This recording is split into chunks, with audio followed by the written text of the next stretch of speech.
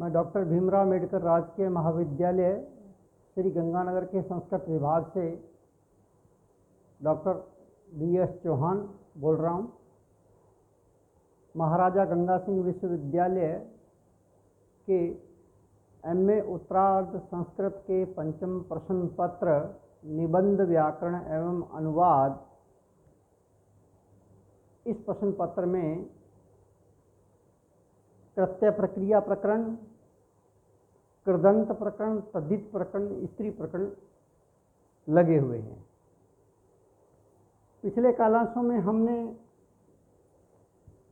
कृत्य प्रक्रिया प्रकरण के तव्यत तव्य, अनियर, यत, ण्यत, क्यप, कैलिमर, इन 7 प्रत्ययों की हमने चर्चा पिछले कालांशों में की थी। आज मैं पूर्व कृदंत प्रकरण की चर्चा कर रहा हूँ। कृदंत प्रकरण भी 2 भागों में बटा हुआ है, पूर्व कृदंत और उत्तर कृदंत। पूर्व कृदंत की चर्चा कर रहा हूँ। इस पूर्व कृदंत के 2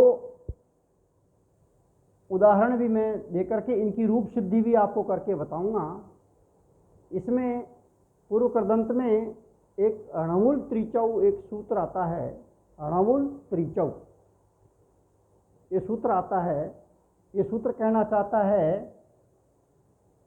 कि कर्ता अर्थ में धातु से परे अणमुल और त्रिच प्रत्यय होते हैं। अणमुल और त्रिच प्रत्यय होते हैं कर्ता अर्थ में। देखिएगा, पहला उदाहरण है कारकः। कारकः अणमुल में भी जो अणय हलंत है, इसकी चुटु सूत्र से इत संज्ञा हो जाती है, और जो लय हलंत है उसकी हलंत्यम सूत्र से इत संज्ञा होकर तस्य लोप से उसका लोप हो जाता है।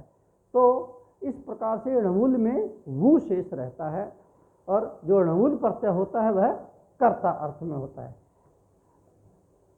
अणमुल त्रिचौ सूत्र से देखिए,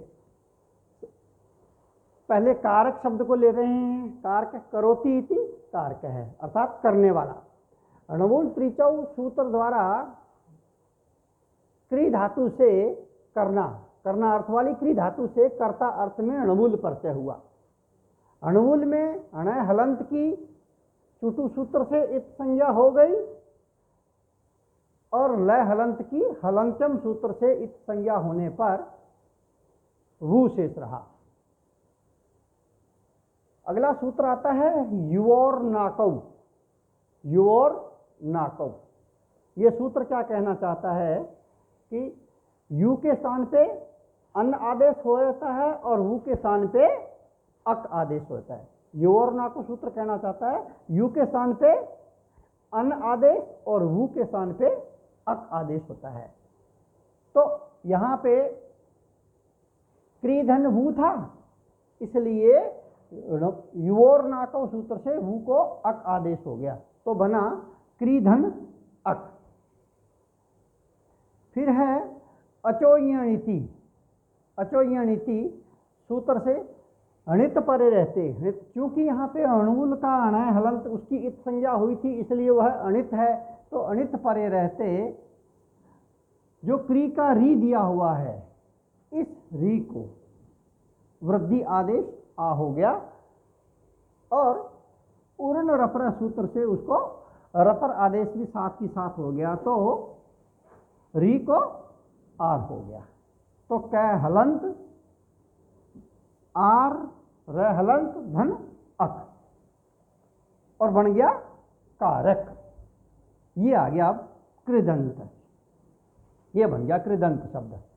अब देखिएगा, कारक की कृत तदित समासा सूत्र से कारक की प्रातिपदिक संज्ञा हो जाएगी। स्वोज सूत्र से प्रथमा विभक्ति के एक वचन में सु आ जाएगा, और स हलंत को जब रुद्र विसर्ग कर देंगे तो कारक है शब्द बन जाएगा। इस प्रकार से बच्चों कारक शब्द की, कारक है शब्द की जो है रूप सिद्धि मैंने आपको करके बताई है। अगला उदाहरण है कर्ता का।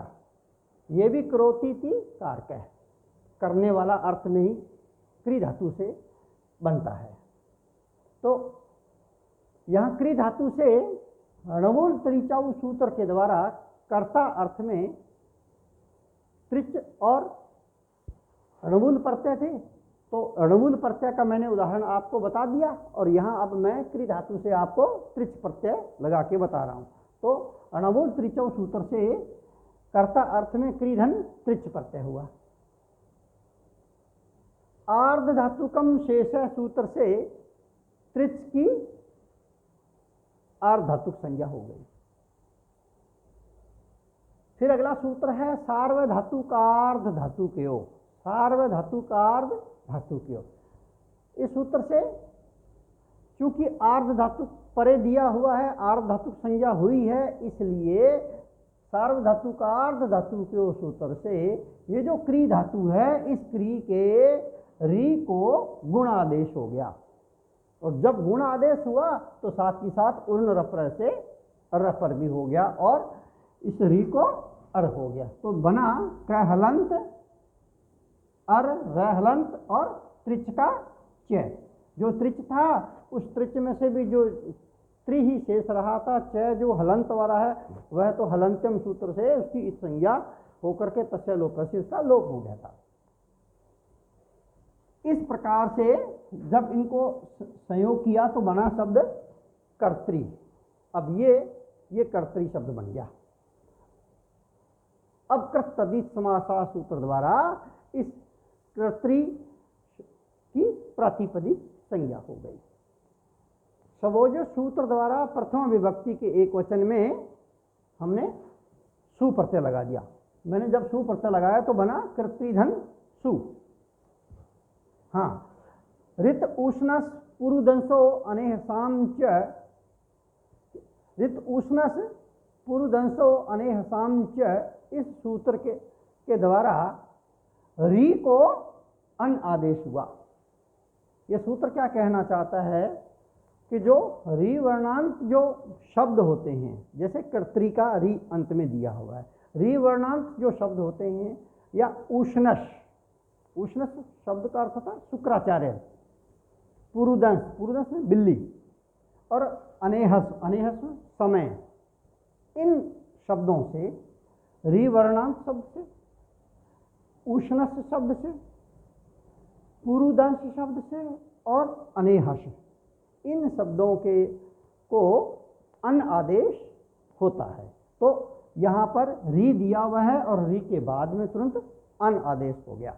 तो री को अन आदेश हुआ तो कर्त्री और री को अन हो गया तो ये न हलंत रहा और तय हलंत हो गया और धन सु।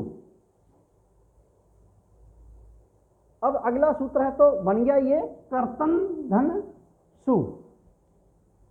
अगला सूत्र है, हाँ, ये जो ऋत उष्णस पुरुदंस अनेहसांच, इस सूत्र से री को अन हो गया। अब अगला सूत्र क्या कहना चाहता है, अप त्रिन त्रिच स्वश्री, लंबा सूत्र है ये, अप त्रिन त्रिच स्वश्री। इस सूत्र के द्वारा जो शब्द है उसकी उपदा जो होती है, उसकी उपदा में जो दिया हुआ जो अक्षर होता है जो उसको दीर्घ आदेश होता है। तो अप प्रत्यय से बने हुए शब्द, त्रिन प्रत्यय से, प्रत्यांत शब्दों से, त्रिच प्रत्यांत शब्दों से, क्योंकि ये त्रिच प्रत्यांत शब्द है, और स्वश्री आदि शब्दों से, संबोधन से भिन्न जो सर्वनाम स्थान परे होने पर उसकी उपदा को दीर्घ हो गया। और तो यहाँ ए था, इस ए को आ हो गया है ना, तो बन गया कर्तान धन सु। सु में से सहलंत शेष रहा और सहलंत को भी हलंग्या बभ्यो दीर्घात सुतिशय प्रक्तम हल, हलंग्या बभ्यो दीर्घात सुतिशय प्रक्तम हल, इस सूत्र से अप्रक्त जो हल वर्ण है वो है सहलंत। उस अप्रक्त हल जो वर्ण है सहलंत, उसका भी लोप हो गया। जब लोप हो गया तो शेष रहा कर्तान, और कर्तान में भी न लोप है, प्रातिपदिक अंतस्य न लोप है, प्रातिपदिकांतस्य सूत्र के द्वारा प्रातिपदिक संज्ञा जो शब्द है कर्तान, उसके अंत्य जो न है, उस जो न हलंत जो है उसका लोप हो गया, तो लोप होने पर कर्ता मात्र शेष रहा। इस प्रकार से कर्ता शब्द की रूप सिद्धि होती है। तो आज हमने पूर्व कृदंत में एक सूत्र आया था, उस सूत्र का नाम था णवुल त्रिचौ। उस सूत्र को मैंने आपको बताया और उस सूत्र के दो उदाहरण, एक तो णवुल प्रत्यय का उदाहरण और एक त्रिच प्रत्यय का उदाहरण, और उसकी रूप सिद्धि भी मैंने आपको करके दिखाई है। कल अगले कालांश में हम पूर्व कृदंत के जो भी सूत्र हैं आएंगे, उनकी चर्चा हम लोग करेंगे। कल मिलते हैं, धन्यवाद।